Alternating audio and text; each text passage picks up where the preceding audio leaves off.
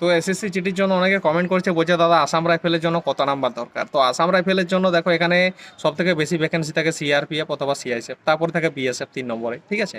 তারপরে আইটিবিপি আর এসএসবি থাকে 5 নম্বরে। আর সবার 5-এর পরে থাকে তোমার আসাম রাইফেল। তো আসাম রাইফেল যদি পেতে চাও তাহলে কিন্তু তোমাকে বেশি নাম্বার পেতে হবে, ঠিক আছে। এসটিদের 28 বছর 9 মাস হয়ে গেছে দাদা, চাকরি হবে এসটি ছেলে। দেখো এসটিদের ছেলে বা মেয়ে, এসটি কাকে বলে? আদিবাসী।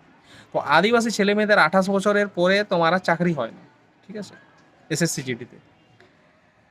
ও যে সার্টিফিকেটে বাবার নাম ভুলেছে, দেখো বাবার নাম ভুল থাকলে সমস্যা নাই, চাকরি তুমি করছো, তোমার এখানে নামটা ঠিক থাকলে হলো।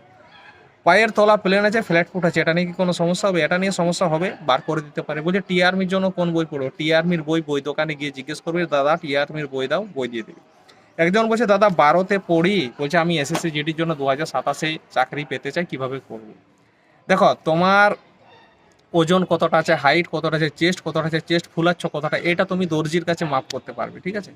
তারপরে তুমি সেগুলো লিখে রাখো, দিয়ে তোমার কতটা কম আছে তুমি সেটা তো বুঝতেই পারছো।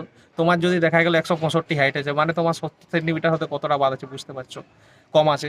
তো সেই অনুযায়ী তুমি সেইভাবে প্র্যাকটিস করো, রানিং করো প্রতিদিন, চিন আপ করো, পুশ আপ করো, সিট আপ করো, পড়াশুনো করো, ডাক্তারের কাছে যাও, মেডিকেলের সমস্যাগুলো ঠিক করো।